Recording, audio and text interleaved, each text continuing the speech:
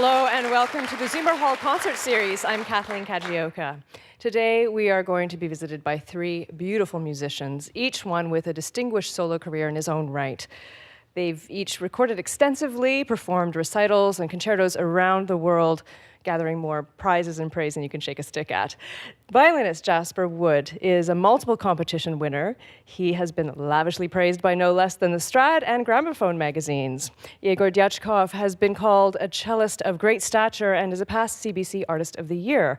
And pianist David Gilbert was recently named one of the 15 greatest Canadian pianists of all time. Together, as a triple Forte, they are much more than the sum of their formidable parts. And they have gathered from their various corners of the country for this exclusive performance at Zoomer Hall. They have recently recorded and are just about to release an album of music by Anthony Dvorak, a world that they are going to immerse us in today. Ladies and gentlemen, please welcome Triple Forte.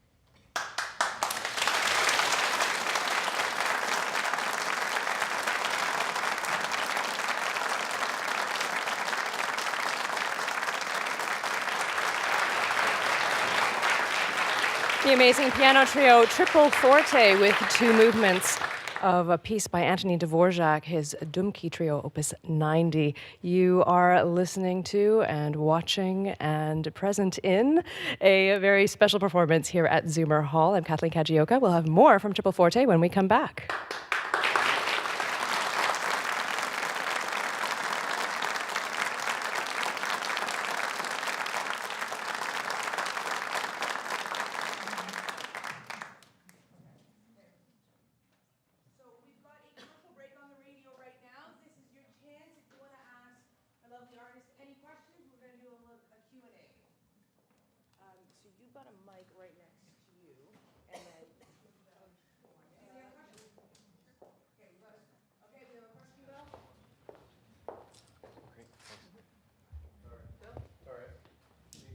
Yeah, just one sec.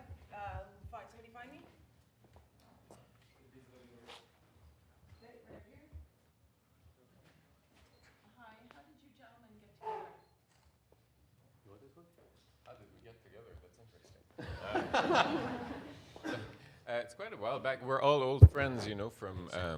we probably even met in some competitions when we were very young. And so we knew each other quite well. We'd hung out at some festivals, and then when the idea of getting the trio together came together, I mean, it was very natural because we're all soloists who wanted to play some chamber music also, and this was a great occasion to do so with some friends and people we really admire and respect. I think You didn't know in that, different. did you? I didn't actually know you respected me. No, but we had played together in different formations also, right? That's right, yeah. Right, and so not necessarily as a trio yet, right? So we knew each other musically, right? So knew it would be a perfect. We knew it would work. We'll let you be the judges of that, actually. 3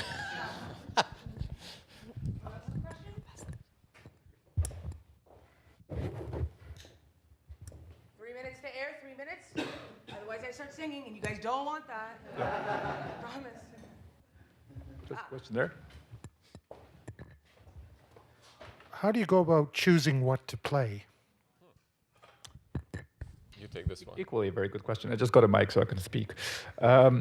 Well, how do we go about it? Actually, there's so much wonderful music in the repertoire. This particular piece we just played is part of our upcoming CD that's going to be released in a couple of days. We played all sorts of things. We played Beethoven, we played Haydn, we played Beethoven. And Dvorak was just a natural fit after what we've done. I don't know. It's something that it just occurs. Sometimes it's as a response to what presenters ask, what the audience asks, and very often it's just something that we would very much like to play, revisit if we played it before, or learn anew if we haven't played it. Yeah, well, I was just going to say, you know, the three of us all live in different cities, right? So when we get together for a concert, that's always a difficult thing to add in new repertoire. So we like to plan pretty much way in advance what we're going to play. When we meet up, we usually will add in maybe only a single new work, right? We don't usually just meet up and say, hey, let's just do a whole new program. So we add in things. Sometimes when we meet for a concert, we'll even start a new piece that we're not even playing on that concert to use that as a chance to sort of read it through. And like David just handed me some music for a concert in September, right? Basically said, get going. Learn your notes. Well, this way you will have no excuse, is what I was thinking. He is a pianist, after all. Yeah, yeah, exactly, right. That's right. 1 minute to air, 1 minute. Oh. We do have another break, so think of some questions. And Yes. Tom? So we'll have an interview. I'll probably ask a lot of the same questions. Sure, just whatever you want. Sure, Yeah. please.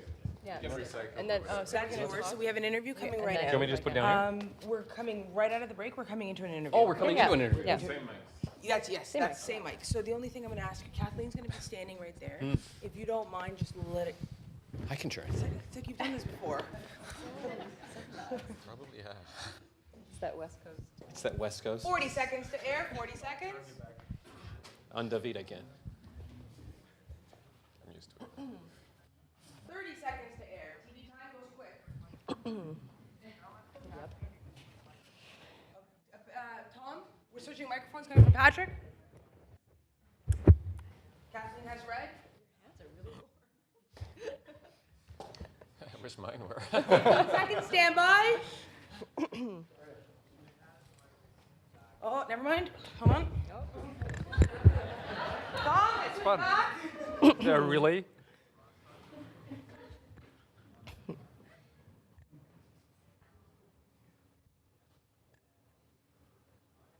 Five. Too late.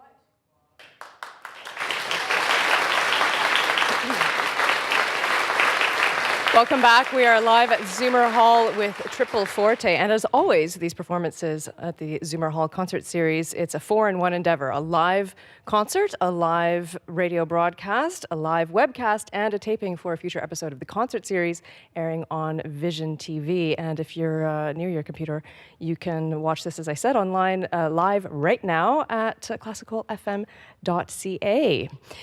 We just heard some fantastic Dvorak played by Jasper Wood, Yegor Gyatchkov, and David Jalbert, this incredible trio. I want to know, Triple Forte, for a group of guys who play with such sensitivity and nuance, why this kind of macho, really loud... Sarcasm. Triple Forte means very, very loud. Why this name? Who chose it? Well, the idea was, it came after searching for a name for I don't know how long, but it was a bit of a nightmare. You know, it's very hard to find a name for a group. It is the hardest part, isn't it? Because, you know, people are running out of painters and sculptors and composers to name groups after. And we wanted a name that conveyed the idea that this is a reunion of soloists. So that's how the name Triple Forte came about. Actually, I think I thought of it when I was still at Juilliard practicing the Chopin Third Sonata and ran into an FFF marking in the score. And I thought, oh, that's a nice logo for a trio. And that's how the name came about. At first we were... It was a 11th hour affair, right? Yeah, it sort of was. Our agent was... It was kind before my time too, so If you had known some of the other possibilities that were being thrown around, Exactly. you would know why we chose Care this to one. share the any of least those? bad. I'm not really going to share it, are you? No. No? Okay. So, no, sorry. Just so everybody knows, yeah, whatever goes behind a name of any classical music group, it's a lot of energy. It's a really hard thing to come up with, much harder than playing sometimes, I think. So tell us about how you came together as a group.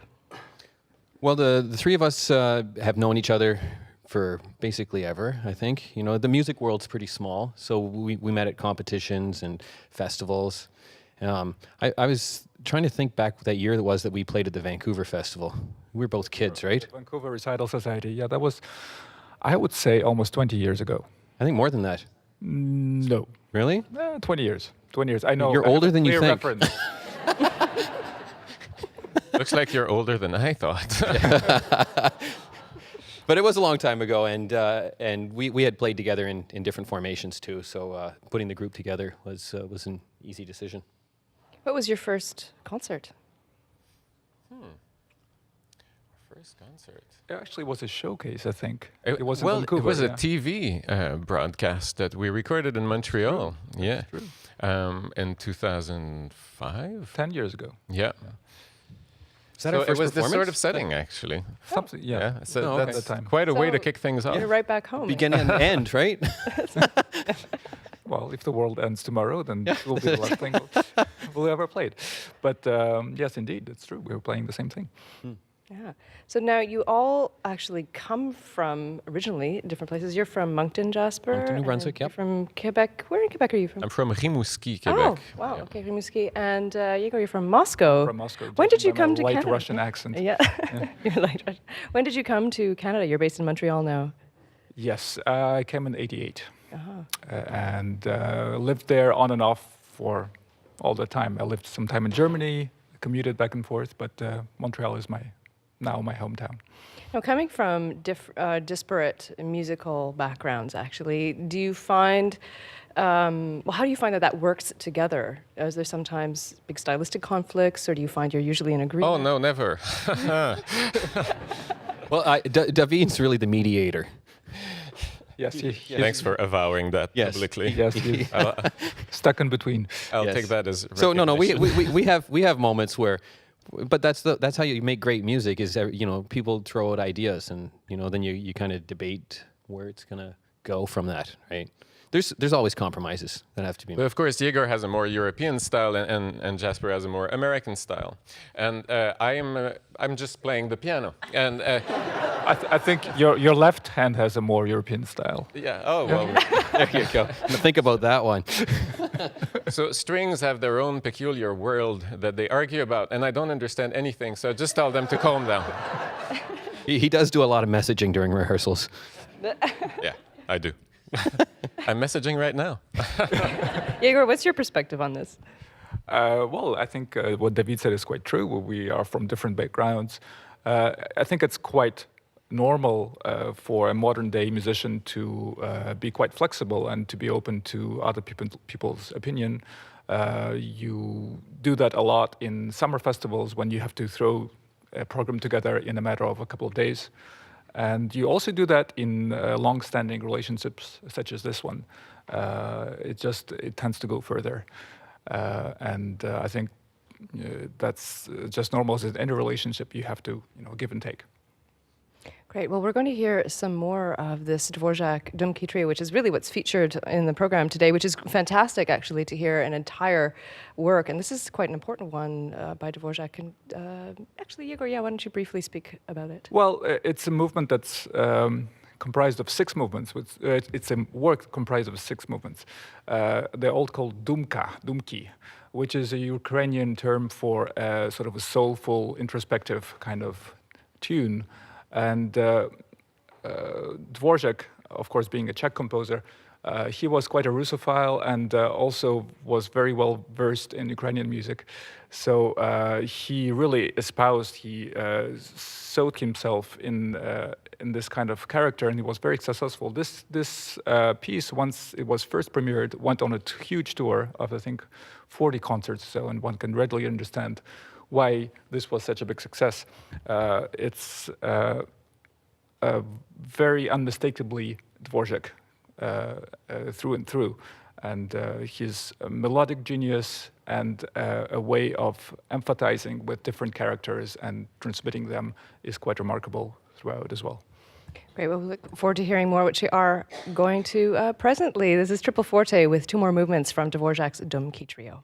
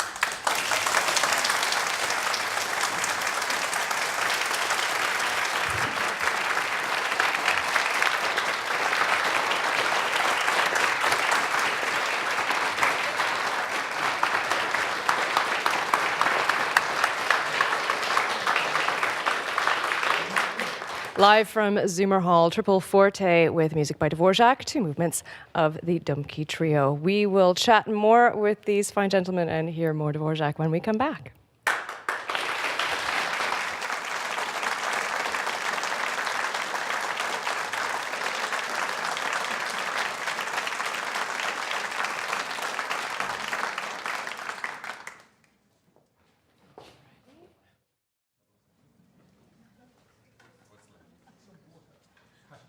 5 minutes to air, 5 minutes. So just before we begin our Q&A, I will take this time to invite all of you to our Tuesday's taping of the Zoomer. Our two topics are universal design. So we're going to be talking about innovating houses to make it accessible for seniors, for children, for anybody. So instead of having to reach all the super high cupboards, you know, they're going to go with ladders and getting up on steps with wheelchairs, you know, just making houses and gadgets more accessible for everybody. And then right after that, we've got, it's called Zoomer humor. So it's Zoomers making fun of Zoomers and millennials making fun of Zoomers. So it's gonna be funny. Now back to the Q&A. Anybody got a question? Okay, Bill?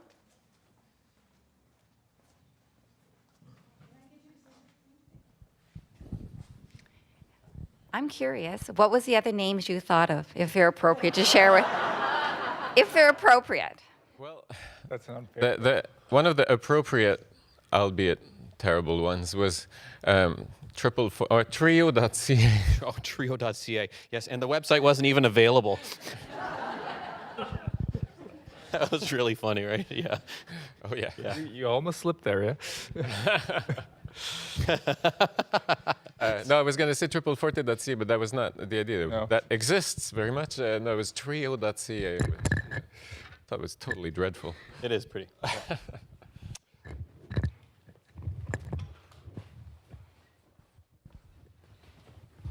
How much are you guys dependent on the written music you have in front of you? Is any of this committed to memory? Is it there just in case you have a brain freeze or something? Like, You know, how do you read that when you're playing? I don't know. well, the reading part's easy, right? I mean, that's it's like reading a book. You know, we've been reading this language ever since we could, probably before we could read, right? In some Around Around the there, same so time, yeah. around the same time, right? So, no, there are so many things written in the music, right? Details, articulations, and then little reminders of things that we're going to do, timing. So we're not actually reading the notes. We're just they're kind of like cheat sheets, you know, of what you're supposed to remember as you're playing. No, it's true. We're all used to memorizing. Naturally, as a pianist, I have to memorize pretty much everything I play in terms of solo music, and these guys play concerto and solo repertoire as well, where they have to memorize. So it's really because of the ensemble thing in chamber music that we all use the score, because things can happen. I mean, it doesn't sound like it now. However, things can happen on stage, and then one likes to know where one of the others might have strayed, and Yeah, in order to find him. but let's make it clear. He's the only one with the score. Right. Yeah, he's the one others- who has all three. Yeah. That's it. That's Yeah. it. The others only have their own parts, so that's how they sometimes, you know. That's how we sort of remember It's what you easier said. to get lost when you don't have the others' parts. If they did, they would have my same score, and they would need page turners also, right? So, well, it's. Or we could get you to run around. I it would look occasionally funny. play from a tablet with a pedal, yeah. I've never seen that. Oh, well, That's our new thing, I think. Actually, at the university, I coached a group playing the Ives Trio, which incidentally we recorded and performed together, and it's a very, very complex piece. And the violinist played with the full score because she wanted to know how to count these 7 against 5 against 13, and she had a page turner on stage. right. So that happens it too, is possible. Doesn't look. But a tablet with a foot pedal is even better. I had my brother turn pages for me for one piece, and I thought that was really special. You know, he was kind of giving me some weird looks as I was playing. 60 seconds to air, 60 seconds.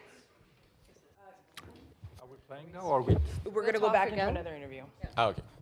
Can I just get you in your spot just for focus?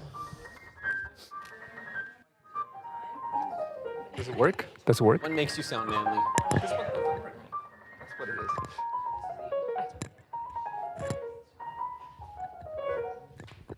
gesture not to work. 30 seconds to air, 30 seconds. Please remember, 15 minutes are counting down the time, okay?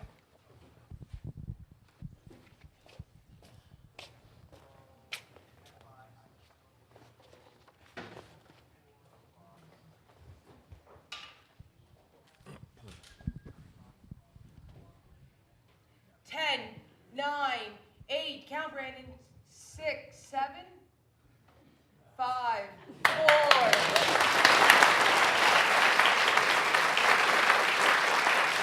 Welcome back. We are live at Zoomer Hall. I'm Kathleen Kajioka here with the extraordinary piano trio Triple Forte, and we've been enjoying a lot of Dvorak from them. We're going to talk more about Dvorak in a minute, but I'm curious because one of the things that you talk about is all being soloists who want to play chamber music. So I'm interested in the different state of mind for playing solo versus playing together. You want to take it? Okay.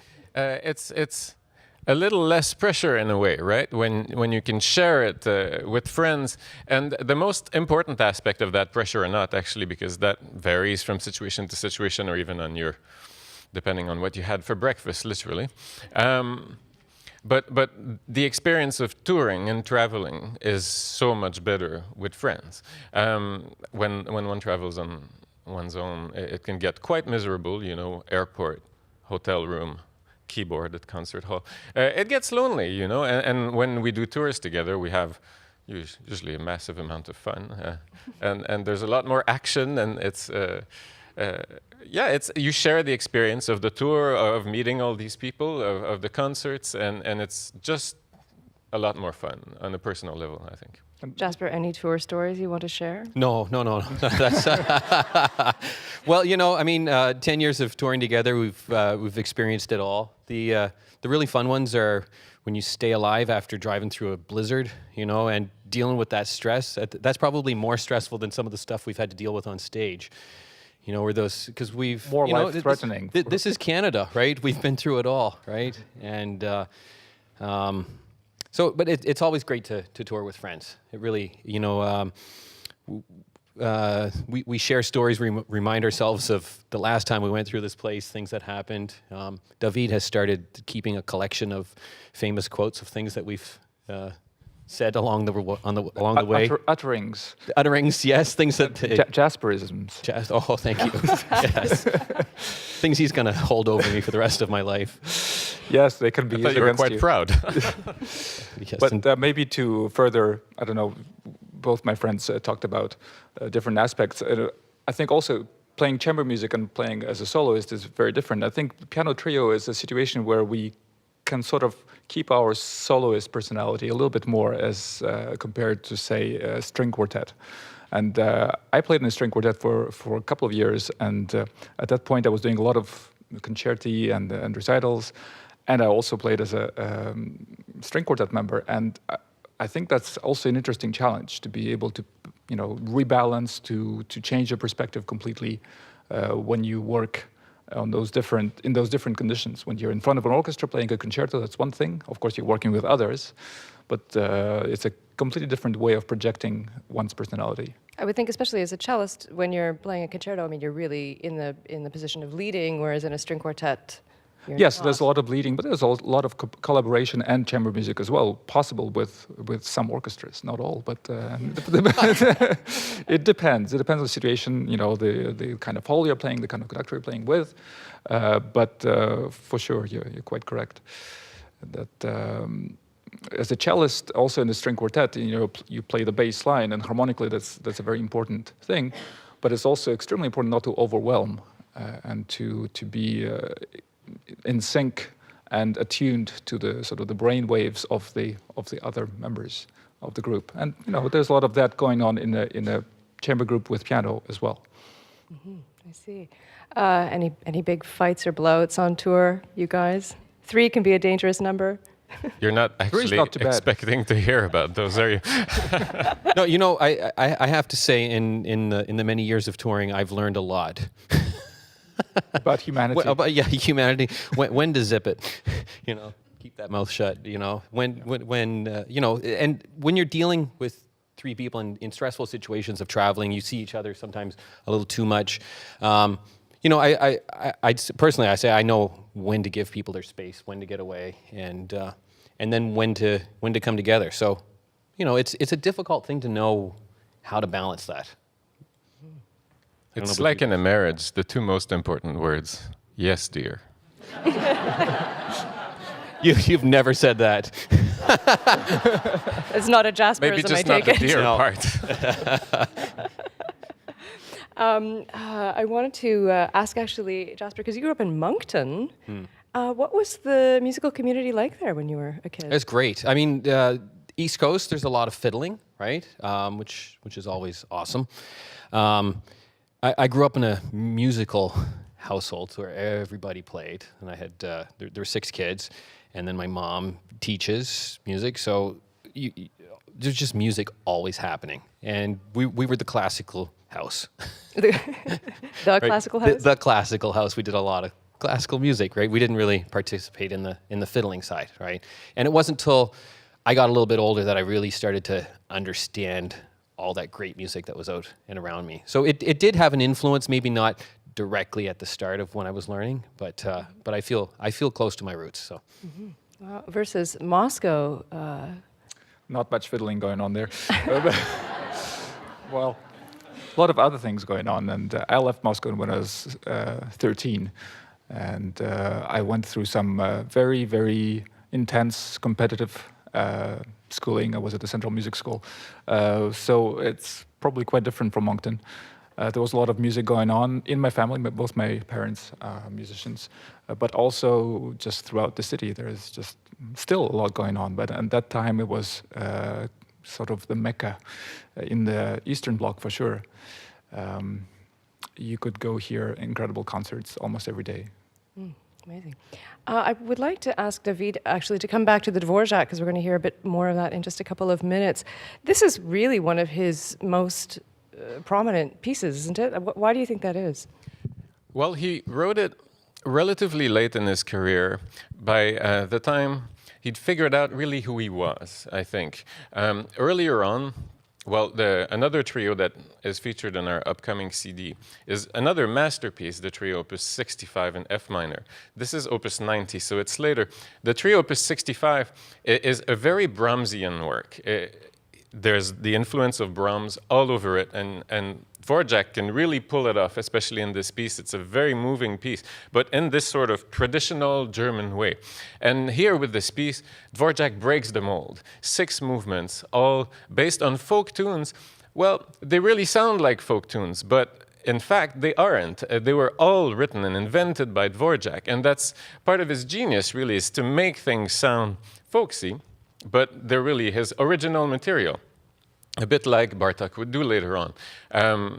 We also find that in the American String Quartet, which is a very famous work, and has all these American tropes in it, and yet are really Dvorak's creations, all of them. Each one of these pieces seems like its own world, actually, like its own individual. Each one could stand on its own. And with 6 in a row, is it challenging, actually, stamina-wise, to get through them all? Or It can be, of course. It depends on if you just got off the plane and if you're playing in a wonderful space as opposed to a horrible space. But it's a work that just flows, and the moods sort of dovetail very well. Basically the moods are mostly melancholy, but they're also clear outbursts of energy and drama, and the form is so unusual, it just keeps you on your toes as well.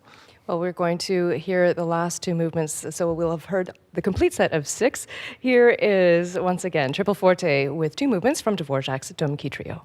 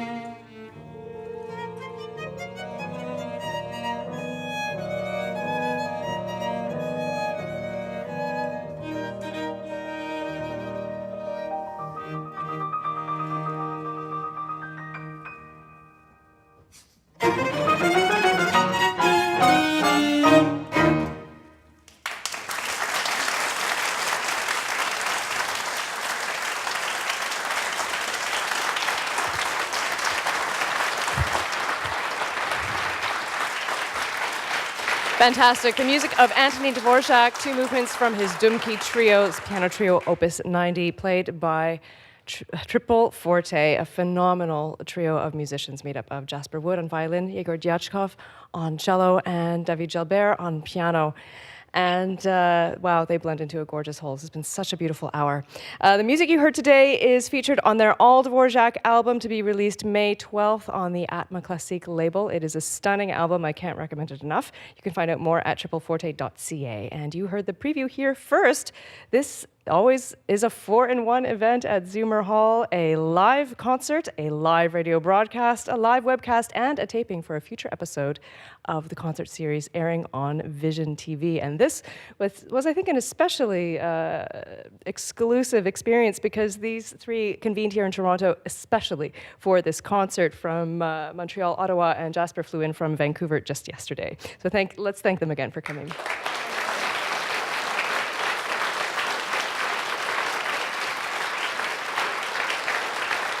I hope you enjoyed the concert today. I'm Kathleen Kajioka. See you next time.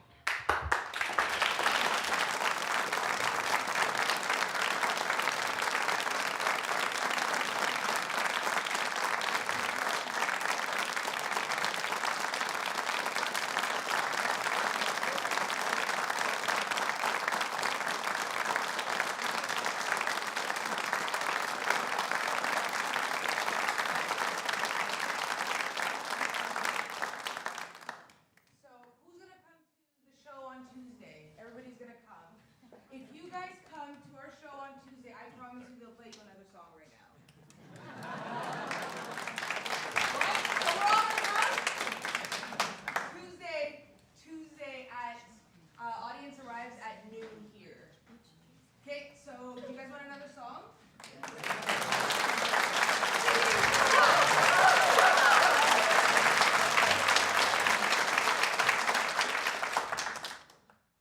Okay, so I'm gonna cue you guys. This is specifically for TV.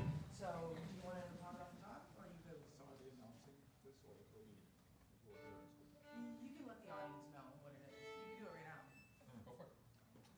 Well, it's the first movement of the Archduke Trio, so-called Archduke Trio by Ludwig van Beethoven. One of his masterpieces for this formation. It's his last trio, the last one he wrote, opus 97. Okay, stand by. Ready, Bill? In 5? Stand by. In 5, 4, 3, 2, 1. Cue.